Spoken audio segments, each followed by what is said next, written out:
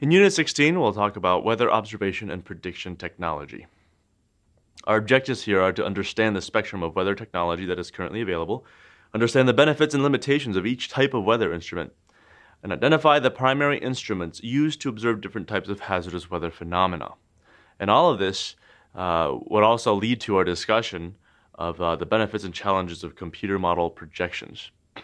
We'll place the technological evolution of meteorology in a historical context and understand the importance of international and global cooperation in setting data collection and dissemination standards. At the end of this unit will be an activity where we'll essentially do a nowcast just to see what type of weather is going on around the country right now. We have a lot of different types of weather technologies. The observation instruments include, they typically fall into two categories. There are in situ instruments. These are the ones that are deployed on location and actually observe weather condition at the site of the instrument. Then you have remote sensing instruments. These are the ones that essentially can sense what's going on with the weather from a distance. Those would include satellites and radar. In situ instruments include weather balloons, a simple thermometer, barometer, technology that you'll find at a weather station, as well as aircraft reconnaissance. When they're dropping instrument packages into a storm, that's considered in situ instruments. Numerical weather prediction is essentially the technical term for computer models. We'll talk about why those are important later on in this module.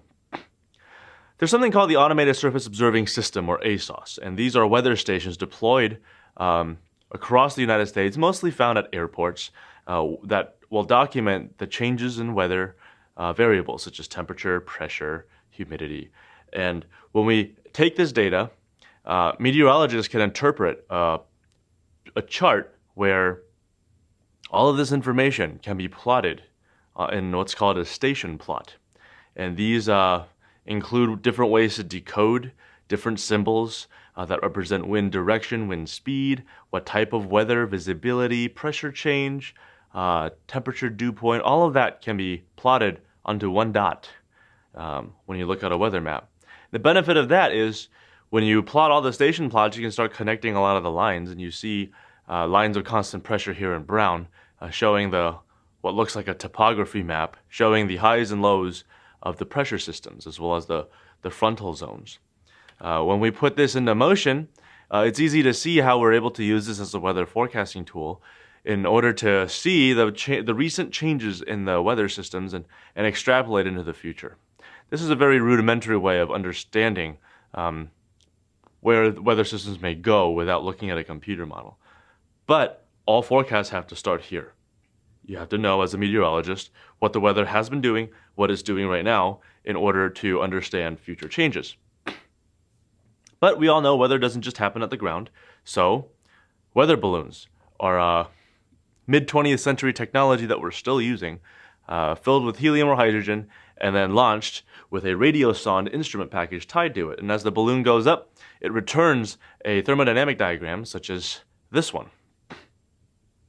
We won't go into the details of this, obviously, because this has given meteorology students nightmares in the past. But this figure essentially shows, in the red line, the temperature changes as the balloon goes up in the atmosphere, and the green line shows the changes in moisture. And the top right corner, you see the wind shear pattern. So just looking at this one figure, we can derive a whole lot of information about the state of the atmosphere. Now, unlike ASOS stations that occur at various airports around the country, we see the upper air sounding network where weather balloons are launched is a lot sparser. You see that it's a lot more sparse. There are a lot more gaps in between these stations.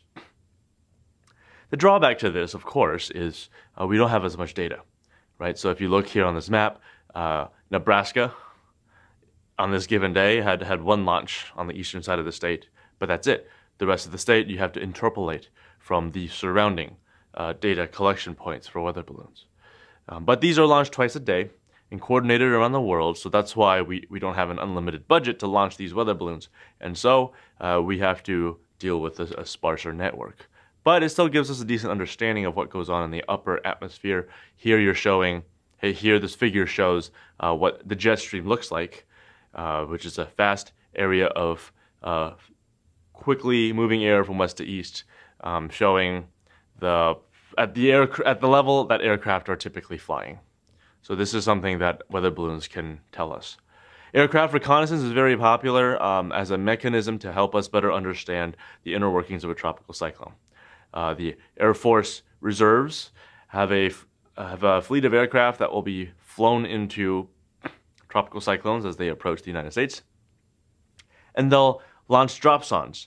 These are attached to what looks like a parachute, and as it comes down, it'll measure similar variables as what a weather balloon would measure going up. But dropsondes, of course, are going down from the plane to the ocean surface. NOAA also has hurricane hunters.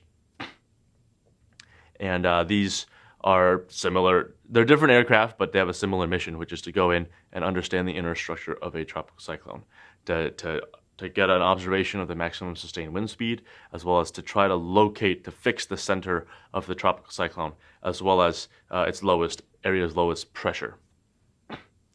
This is an example of what the eye of a tropical cyclone looks like from inside. It's really nature's football stadium. Thermodynamically, the eye wall actually slopes outward as you go up inside a tropical cyclone, and this is something that very few people have seen, but those who fly in hurricane hunters will see them quite frequently. Other types of aircraft reconnaissance include the NOAA Gulfstream 4 aircraft, which is a high-altitude jet that will fly around a hurricane in order to get a better understanding of the surrounding conditions that can govern not just intensity, but also the track changes of a tropical cyclone. And some of that data can be ingested into our computer models to better understand where the storm may go. There are two primary types of satellites. The geostationary satellites are the ones that are located farther away from Earth, but they're fixed right over the equator. And so as the Earth rotates, the geostationary satellite will actually be placed at the same point over the Earth, and so it's able to record images of the changes in the clouds over the same location. However, there are drawbacks to geostationary satellites, and that is it's harder to see the poles because the polar regions are at a higher angle, and as you can see here in this cone. So polar orbiting satellites are necessary to help us see the northern and southern parts of the Earth. However, their drawback, of course, is you're not looking at the same spot on the Earth all the time, and so you may only pass over the same area twice a day. So that doesn't really help you very much in terms of creating satellite loops or animations showing the changing of the clouds. So there are pros and cons to both systems, but we need both to enable better forecasting. Here's an example of a geostationary satellite animation showing the development of Hurricane Sandy over the Central Caribbean Sea. And as it moves northward just east of Florida, it gets caught up by a cold front and it undergoes extratropical transition and becomes a post-tropical cyclone. Here it is again, a replay of this animation, and you see a cluster of tropical thunderstorms growing in size and intensity, and then as it encounters the cold front moving in across the eastern United States, it gets absorbed into the mid-latitude cyclone regime. So this is an example of Earth's way of transitioning from the heat energy from the tropics over to the mid-latitude and polar regions.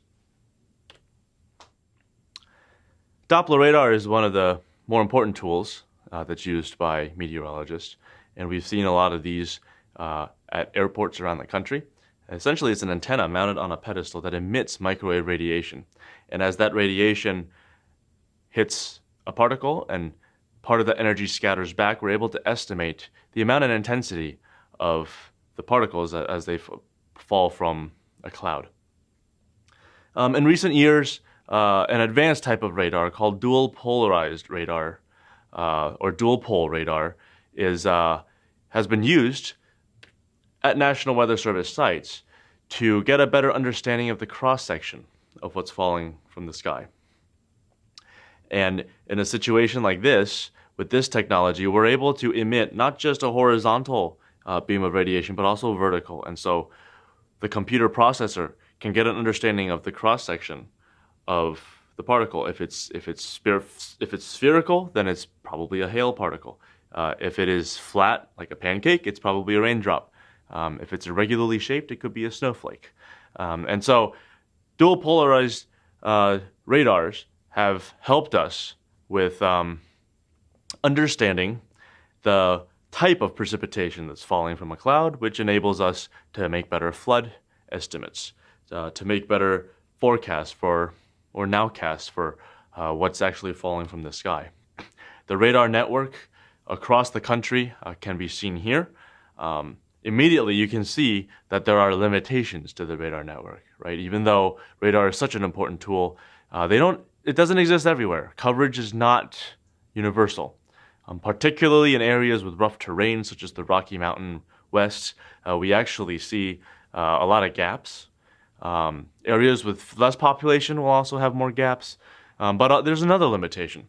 And if you notice on the colors here, the cream color areas show the scope of the radar being approximately 4,000 feet above ground level. And as you go farther away from the radar site, indicated by the black dots, in the orange, you see that's about 6,000 feet above ground level. And then the farther you go, you're talking 10,000 feet. So we all know that what people care about in terms of weather impact is what happens at the ground. And so the farther you are from a radar site, the less likely you are seeing weather that's near the ground, right? Because radar doesn't tell you what's going on between the beam and the ground. And because of this, one of the primary limitations of radar is that the farther you are away from the site, the less you understand about what's actually falling. And this is an important limitation to consider because nowadays we have a lot of weather radar apps that we can all get on our smartphones. But many of us probably do not know that just looking at a radar map, that what the colors don't actually represent what's actually hitting the ground because it depends on your location away from the site. Here's an example of a radar image taken from KTLX, which is the radar site in Oklahoma City. And this is the Moore, Oklahoma tornado of 2013.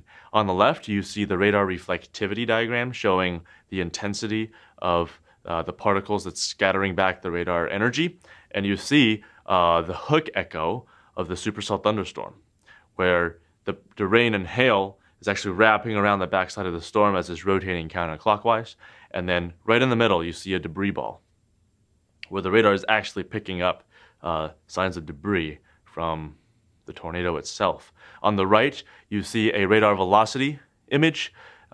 Just like a traffic radar, weather radar can only detect the velocity of objects as that they approach and recede away from the radar site. So what that means is objects that are moving perpendicular to the radar beam can't be estimated in terms of velocity.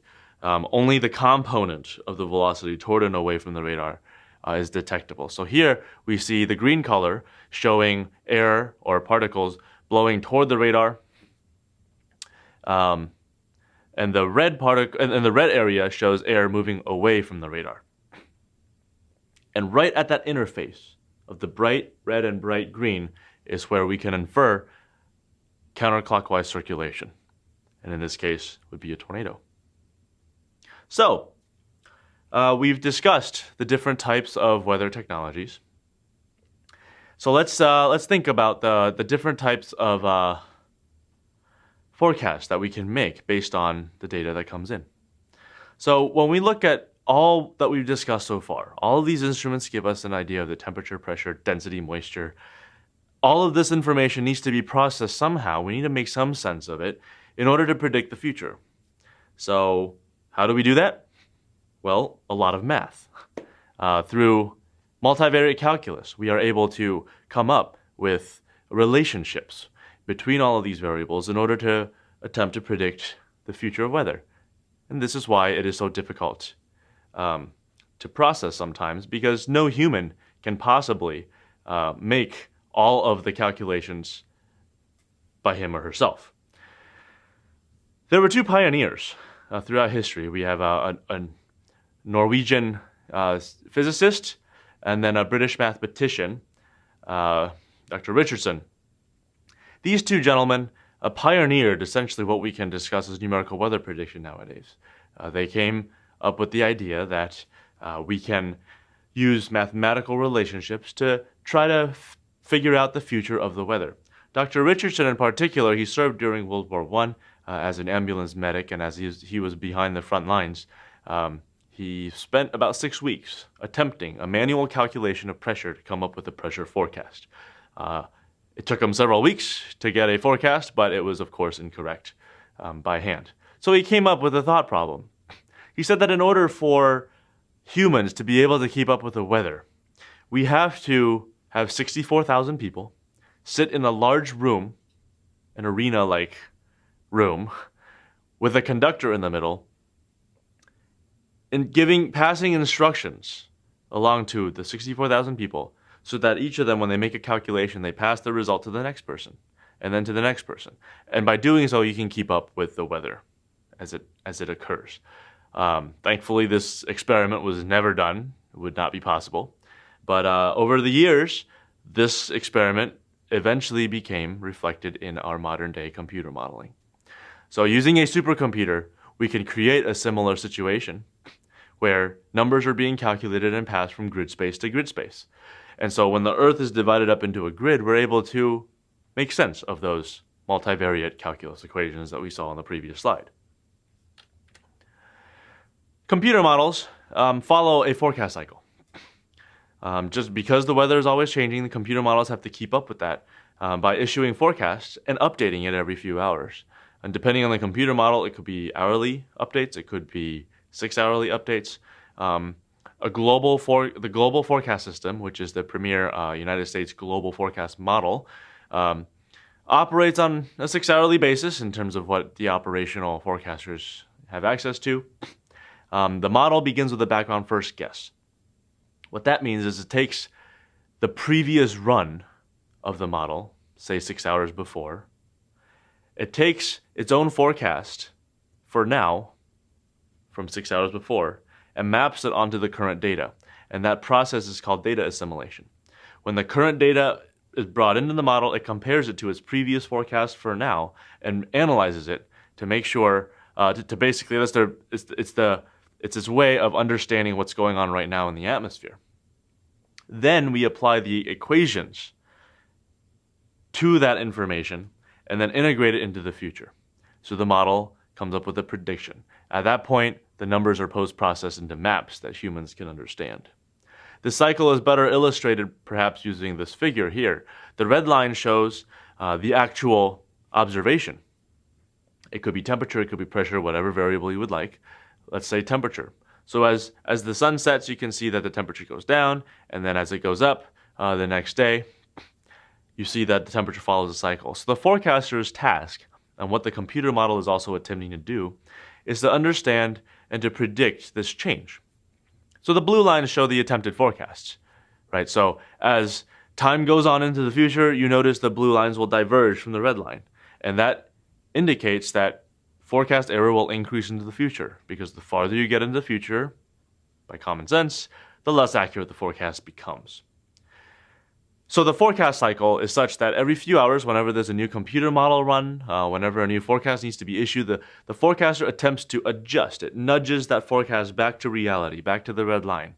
But you notice how it's never quite exact. There's a small gap between the blue line and the red line, and that's because there's sampling error. We don't know exactly what the atmosphere is doing at any given point. And so as that error is adjusted for, we attempt to make a new forecast. It can never be zero. We can never understand the state of the atmosphere perfectly, and because of that, the errors will always grow. This is the essence of chaos theory. I think we've all heard of the butterfly effect. Ed Lorenz, MIT professor, pioneered this idea, saying that weather is the perfect example of chaos. And what that means is that weather forecasting is inherently nonlinear.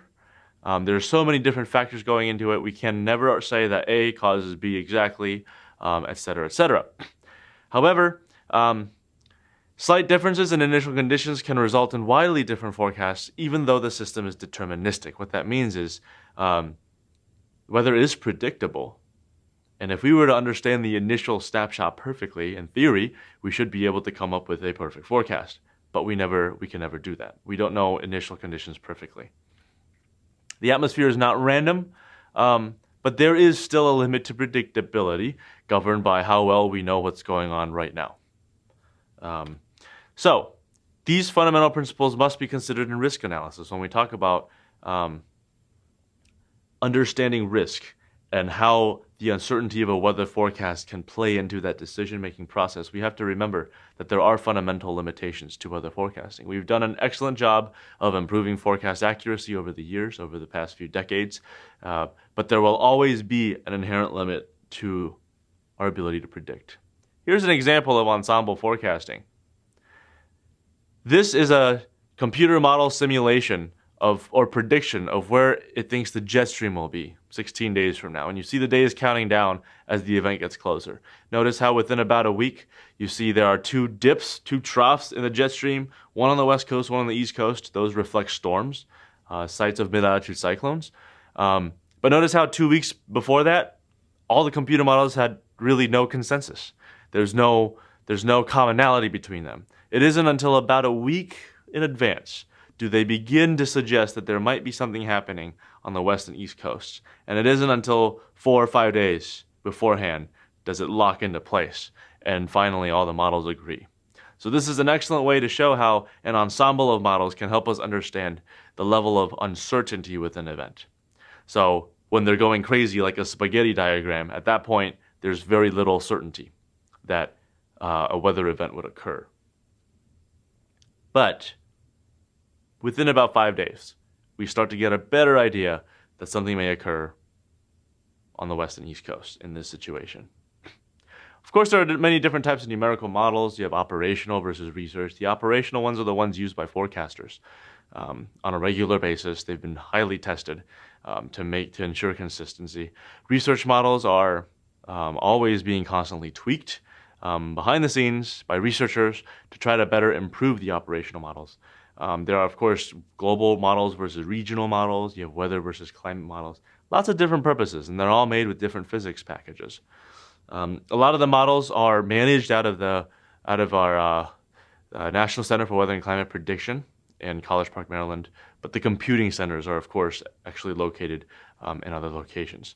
Here's an example of the GFS surface pressure and precipitation output. And you see how smooth the lines look. This is the computer model's way of being able to predict the future of movement of highs and low pressure systems across North America. It can also do the same for jet streams. So you see this wavy pattern around the level at which jet aircraft fly. And understanding how the wave pattern changes can help us better understand the physics of the atmosphere and whether or not there will be a chance of severe weather or winter weather or any type of hazardous weather in the days into the future. So looking ahead, technology of the near future, there's more and more emphasis now on an Earth system approach to computer modeling.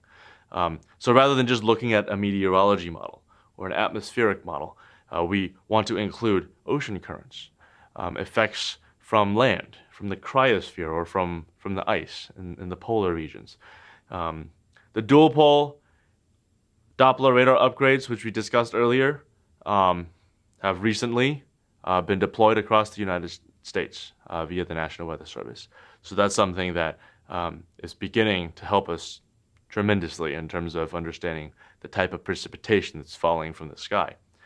NOAA has been investing in the Warn on Forecast program, and what that means is an effort to try to integrate short-term modeling, high-resolution models into making tornado warnings, so that the hope is someday we may be able to extend warning lead times to beyond just minutes to about an hour or so.